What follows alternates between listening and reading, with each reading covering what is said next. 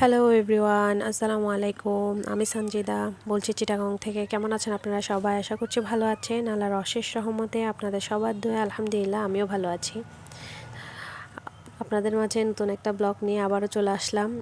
আমার ব্লগটা ভালো লাগলে একটা লাইক কমেন্ট শেয়ার করে দিবেন। আর যদি আমার চ্যানেলে নতুন হয়ে থাকেন প্লিজ আমার চ্যানেলটাকে সাবস্ক্রাইব করে আমার পাশে থেকে যাবেন, যাতে আমার নতুন নতুন ভিডিওগুলো আপনাদের সামনে আমি তুলে ধরতে পারি।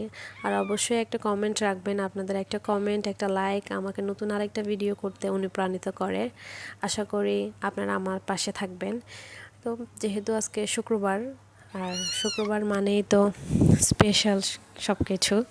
তো যেহেতু জুমার দিন আমার হাজব্যান্ডও বাসায় আছেন, মানে শুক্রবার আমাদের মার্কেট বন্ধ, তো সেই হিসাবে হাজব্যান্ড বাসায়, তো তাই ভাবলাম যে কী করা যায়। তো আমার হাজব্যান্ডের জন্য একটা কেক বানাচ্ছি। ও হোমমেড কেক বেশি পছন্দ করে, কোনো কিছু ছাড়া নর্মাল একটা কেক, মানে আমার যেভাবে মানে তাড়াতাড়ি হবে আর কি, শর্টকাট, আমি সেভাবেই করার চেষ্টা করছি। এই যে 3টা ডিম নিয়ে নিয়েছি, সাথে নিয়ে নিয়েছি 2টা মিনি গুঁড়া দুধের প্যাকেট, মানে যেটা আমি সবসময় করি। যেহেতু আমরা গুঁড়া দুধ খাই না, আমরা বেশিরভাগ সময় মানে লিকুইড দুধ দিয়েই চা খাই, তো গুঁড়া দুধটা আমাদের বাসায় তেমন আনা হয় না। যদি কোনো কিছুতে দেওয়ার জন্য হয় তাহলে আমরা মিনি প্যাকেটই এনে ইউজ করি। এই যে এই কাপটা মেপে আমি 1 কাপ তেল, মানে 1 কাপ থেকে একটু কম দিয়েছি তেল, কারণ হচ্ছে আমি ঘি অ্যাড করবো, সেজন্য পুরোপুরি 1 কাপ নিয়ে নেই, বাকিটা আমি ঘি ইউজ করব। 3টা ডিম দিয়ে 1 কাপ ময়দাতেই এনাফ আমার মনে হয়। তো যেরকম ভাবনা আমি সেরকমই কাজ করেছি, যে ঘি, তারপর ডিমগুলো সব একসাথে আসলে আমি ফেটিয়ে নেব। আমি আলাদা আলাদা করে কখনোই করি না, আমি সব সময় সবগুলো ডিম একসাথেই দিয়ে দিই। আসলে আমি মানে আলাদা কুসুম আলাদা করে কখনোই করি না। মাশাআল্লাহ, এতেই আমার কেক যথেষ্ট পরিমাণ মানে সফট হয় আলহামদুলিল্লাহ। মানে আমি যতটুকু চাই মানে খাওয়ার যোগ্য হয় আলহামদুলিল্লাহ। এই যে তারপরও আমি চিনিটা একটু অল্প অল্প করে দিচ্ছি, কারণ একসাথে দিলে একটু সময় লাগে মেশাতে। তো 2-3 করে আমি চিনিটা মানে জাস্ট বিট করে নেব। আসলে হাতটা ব্যথা করতেছিল, না হলে হাতেই বিট করে নিতাম। আমি মানে হ্যান্ড উইক্স দিয়ে বেশি করি। তো আমার ননদের শখ করে আনা হ্যান্ড বিটারটা, তো ও মাশাআল্লাহ খুব ভালোই কেক বানাতে পারে।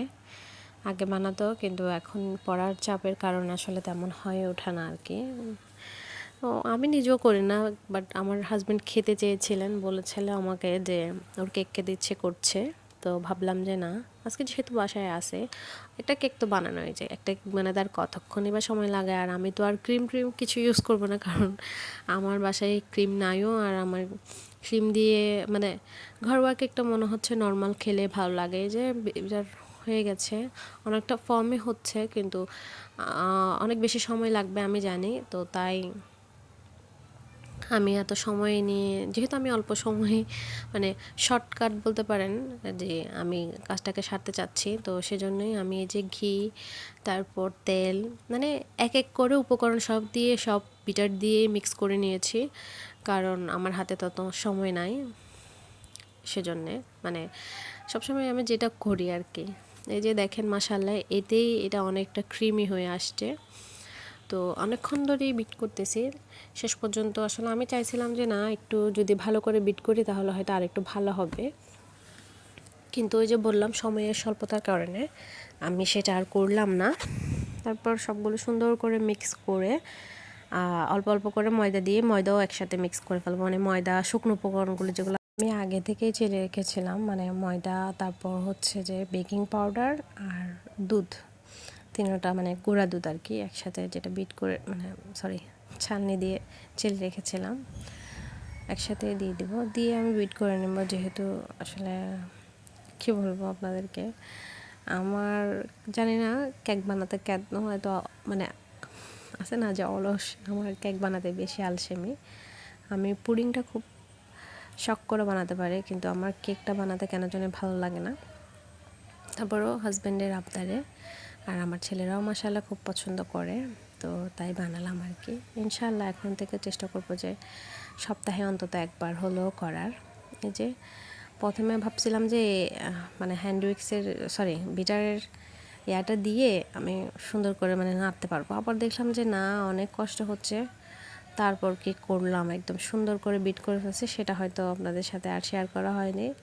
করবই বা কীভাবে, ওই যে বললাম এমনিতেই আমার সময়ের স্বল্পতা, তার মধ্যে আমি শর্টকাটে জিনিসটা শেষ করতে চাচ্ছি।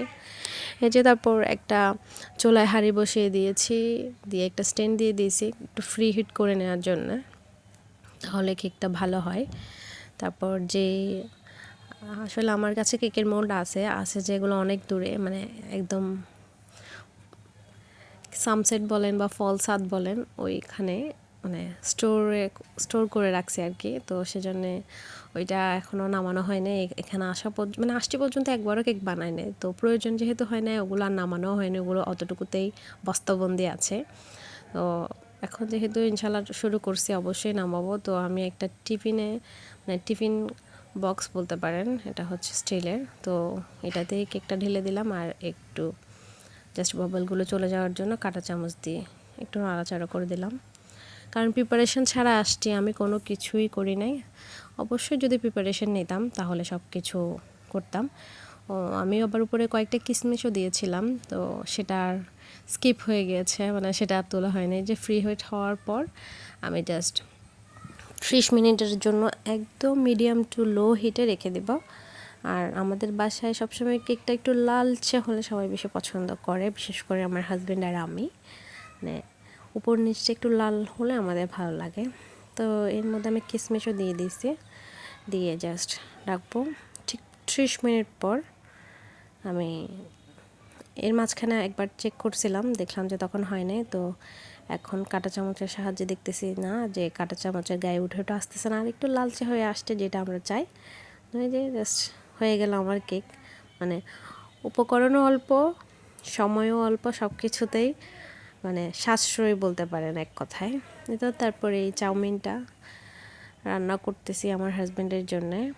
এনেছি প্রায় 6-7 মাস হচ্ছে, আর 3 মাস মেবি ডেট আছে। তো ভাবলাম যে সেটাও রান্না করে ফেলি, না হলে সেটা আর খাওয়া হবে না। আসলে কেক কাটার সময়টা আসলে মানে ভিডিও করি নাই, কারণ মাশাল্লাহ কেকটা এত মজা হয়েছে, সবাই খুব তাড়াহুড়ো করে খেয়েছে, সেজন্য আর করা হয়নি। তারপর আমিও চা খেয়ে নিলাম। দেখতে দেখতে ভিডিও শেষ পর্যায়ে চলে আসলাম। আমার ভিডিওটা ভালো লাগলে অবশ্যই একটা লাইক কমেন্ট শেয়ার করে দেবেন। আর মাশাল্লাহ আমার বিড়ালদেরকে দেখে কেউ মাশাল্লাহ বলতে ভুলবেন না, সবগুলো এক সিরিয়ালে বসে আছে, তাই আমি আপনাদের সাথে একটু শেয়ার করলাম। আশা করি আপনাদের ভালো লাগবে। আজকের ভিডিওটা এই পর্যন্তই। সবাই ভালো থাকবেন, সুস্থ থাকবেন, আমার পরিবারের জন্য দোয়া করবেন। ইনশাল্লাহ আবার দেখা হবে। আল্লাহ হাফেজ, আসসালামু আলাইকুম।